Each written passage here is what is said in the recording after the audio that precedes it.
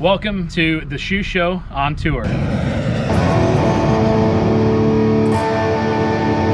Today we are hanging out with Greg Stumpff, the owner, Off Axis Paints, and he paints helmets, and now he's doing well enough that he can have employees work for him, and he gets to do all the big wig stuff. So, but it's cool to run into him. He's going to show us around his shop, show us a bunch of cool stuff, and I hope you guys enjoy it. All right, guys, we're here at the Off Axis Paint and owner, Greg Stumpff. Yeah. Greg, how are you, man? The world headquarters of helmet paint here in Mooresville. Yeah, man. Yeah. We wanted to come and see the process and just see the shop, and that'd be pretty cool. Well, a lot of people think it's gonna be cool, and it's literally watching paint dry. So it's not near as exciting as what we show on Instagram, but I can definitely give you the tour, man. So cool. Welcome. Awesome. Yeah. All right. So up here we got, helmets. We keep everything kind of in stock for anybody. Really just karting kind of stuff like that in stock in case there's like a big race, here in town or something. Somebody needs something quickly. But most of our NASCAR stuff comes straight from the factory. And all the manufacturers are right here in town, which is one of the perks of being in Mooresville, right? So, if we need parts, Bell is, half mile down the road. Simpson's a mile down the road. It's pretty easy if we need something. So we don't keep a whole lot in stock here, just kind of parts and pieces. So pretty easy. And then, obviously got the giant hood here. It's been here since day one of North Carolina, and pretty much every driver that's got a helmet or come through here, signs this as they come. And then, as you can see, there's helmets and all kinds of stuff people have left behind here, and gets on display for a while, and if they want to come grab it and put it at their house, So after they erase it, they bring it back? And every once in a while somebody will, hey, put this on display here, or, whatever. Okay. I always tell people, thanks for not a loan, but I'm not the owner of this. If you want to come grab it whenever, but yeah. I don't know. All of our drivers have so many helmets, they kind of run out of space. So. Yeah, must be a nice problem to have. Yeah, right. And then same with fire suits. A couple of are signed, given back to me. These are always cool. This one just came from the Olympics in Japan. Oh. Chad Reed, we do a lot of stuff for him. Gravedigger one, that's obviously way cool. You love NASCAR, but yeah, who doesn't love Gravedigger? Right. So right.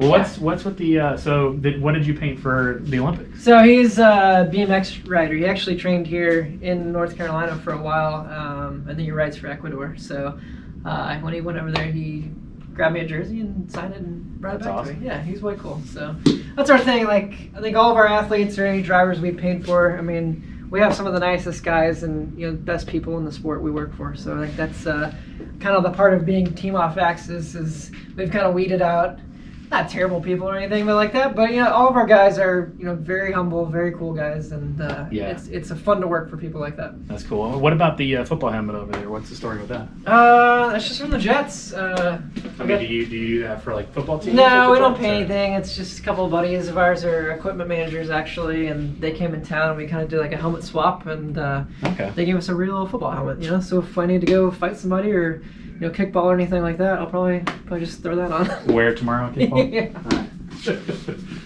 All right. I'm going here. Sure.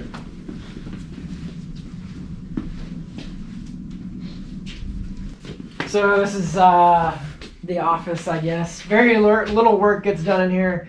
I'm usually out there with the guys painting helmets, but if there's a meeting or somebody new, like you guys come in or whatever, if I need to do a couple renderings, this is kind of where I do it. It's kind of a little quieter place to kind of make sure you're in the right mindset to sketch stuff out or, do whatever. But again, this rarely gets used. It's kind of more like a storage unit for all my stuff in here. That's cool. That's cool.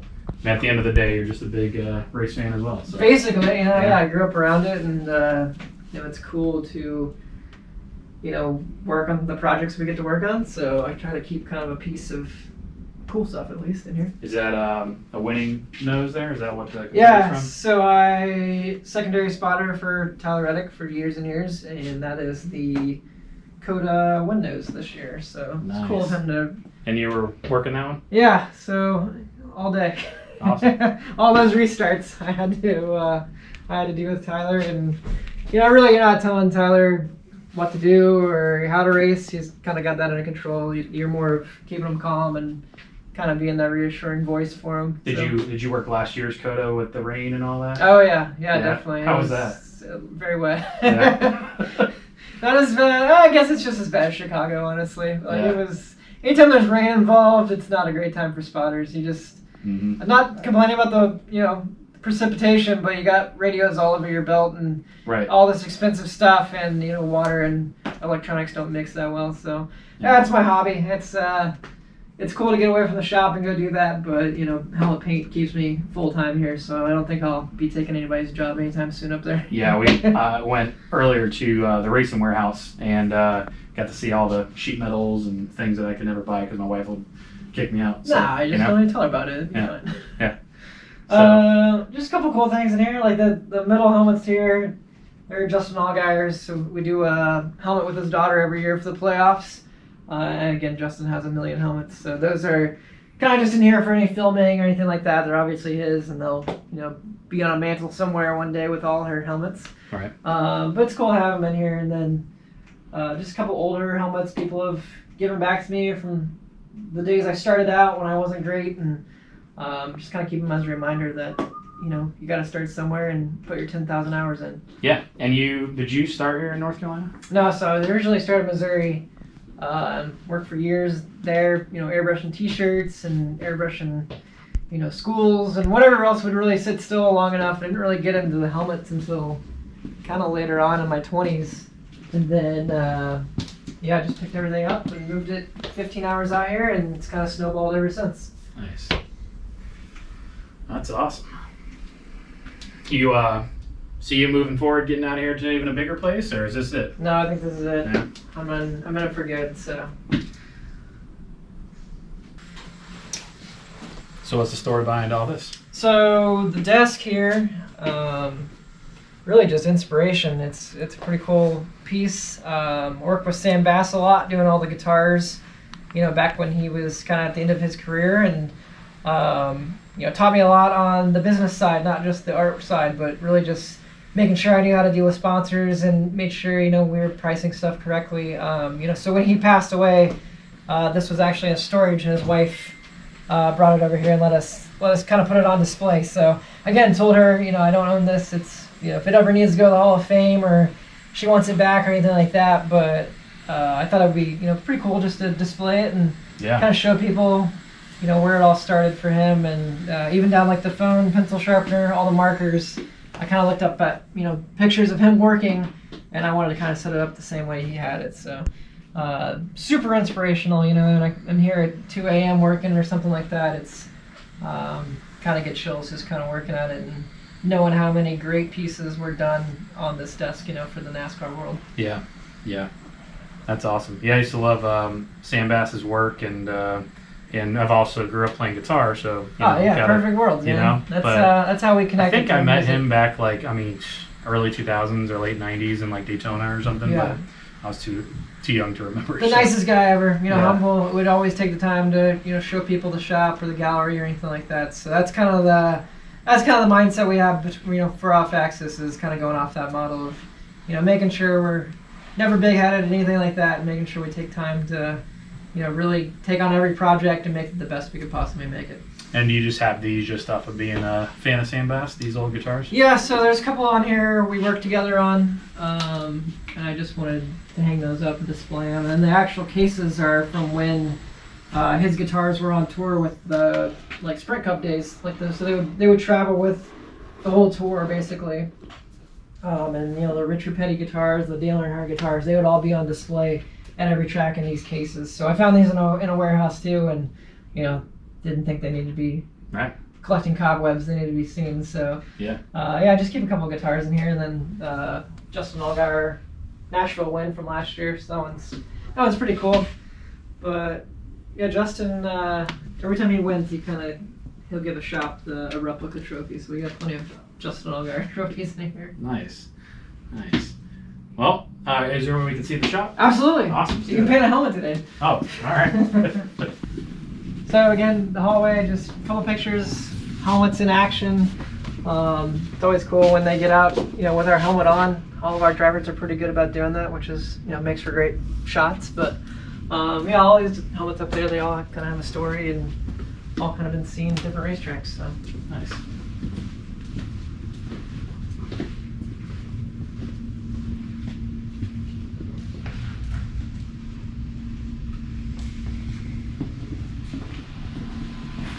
this is the main shop here. This is Mike, shop foreman, basically in charge of making sure all the really clean looking helmets are all done. So anytime there's I don't know, like willpower or anything, there's like Euro looking very precise clean lines, Mike is the guy that does it. So it's a cool little setup. We have 4 artists mainly, myself, Mike, Noel, and Ryan.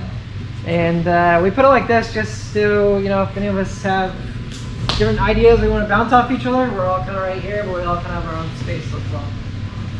Nice. And I've noticed I think it's on Facebook or something, so is it, do you guys do a win sticker for every time somebody makes it? Yeah, we used to, I don't know, we're probably a couple wins behind this year, but yeah, we started that at the shop last year probably. So yeah, it's cool. It's cool to see your helmets, something you work on. It takes around 30 to 40 hours for each helmet, so you spend a ton of time with them. So when you get to see them in victory lane, or somebody throws it at somebody's car, it's cool to see your artwork on TV, I guess. So go ahead, Mike. Do the rest of the time? No. Drake will. Huh? I said Drake will. Yeah, Drake will. I'll show you so you can come in. So towards the end of the season right now, this will probably be the least amount of helmets we have on here all year, which it's already pretty full up. So I think we just have maybe 3 or 4 left for the season. We're just doing a couple, Martinsville and maybe Phoenix helmets, and then we'll instantly start 2024 stuff as soon as that's over. So we already have Bowman's, Gilliland, Truex, William Byron, Willpower, mainly all of our bigger name guys who we know the sponsors are going to stay the same, like Bass Pro or Exalta.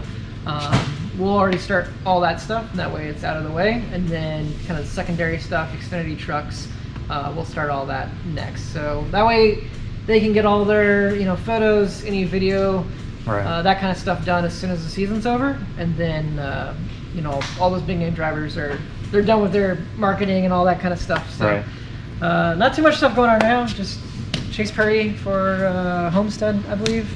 Then these are all for Wall Street Golf Tournament about to happen next week. And then just a couple of replica stuff. One more for the Roval, and then the Roval guitars are back here getting ready to be assembled today for this weekend. And really, that's about it. Then we start next year's stuff. So it's kind of just getting stuff done, odds and ends, and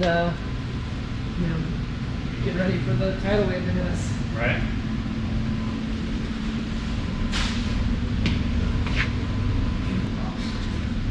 So once they're broken down, sanded down, design's been approved and all that, then I kind of figure out which artist I want to paint it, or which one's going to be the best for it. It's kind of like a tattoo shop, Yeah.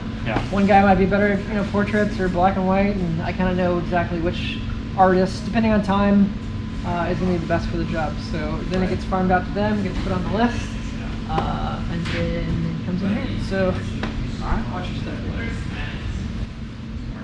This is our giant crayon box, basically. So luckily we're endorsed by Sherwin-Williams, so we get all this beautiful paint from them. We can basically mix any color you could possibly imagine. So if Hendrick comes in and has a certain red that they're going to run on that car this week, we'll match it. The computer will tell us exactly which can to grab, how many ounces of each color, and we'll make that color the exact same. And that goes for say Kyle Busch had M&Ms for years and years, so that yellow on M&Ms has to be exactly. So, when he has 5 or 6 years of helmets sitting next to each other, that yellow matches exactly every single time. And then we keep sheets on, every paint sample we basically mix in here, so we can always mix it again. So we have Sherwin-Williams, and then a whole rack of House of Color for any specialty flakes or anything, candy colors. Anything cool basically comes from this rack here. Nice. And then we have 2 airbrush stations over here for the guys. All the details get done in here. Again, I told you, it's literally watching paint dry in here. So everybody thinks we spend a bunch of time in here. You're actually at your desk taping probably 80% of the day. Like that's Right. the big thing. You're basically taping each line by hand and making sure it's perfect. And then you come in here and it might take 2 to 5 minutes to spray it, and then you're back at your desk and peeling tape and taping more. So Yeah. we just do all the details out here, and then all the big stuff gets sprayed, clear coated in there. So Nice. just finished up the old Dale statue for tomorrow. So Oh, okay. yeah. I saw last year's that we went to the Joy of Seating earlier. So. Yeah, it's cool. Yeah, Yeah. just left out of here. It's weird that Corey puts on a kickball tournament and his team wins every year. That's weird. Mhm. I don't know how that works. I put on a go-kart race, but I don't rig it and win my own go-kart race. It's just Yeah, he's just odd how that works, huh? he's got to feel like a winner sometimes. Yeah, you know? you stacked your team. That's not fair. Yeah.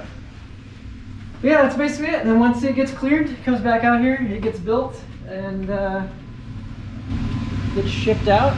Luckily, we're right here in Mooresville, so a lot of stuff just gets picked up and taken straight to the track where it gets wired up and goes to the track from there. So really, that's the whole process. It's just Nice. maybe 1 or 2 helmets per artist a week, just depending on how busy we are and how crazy the schedule is. Right.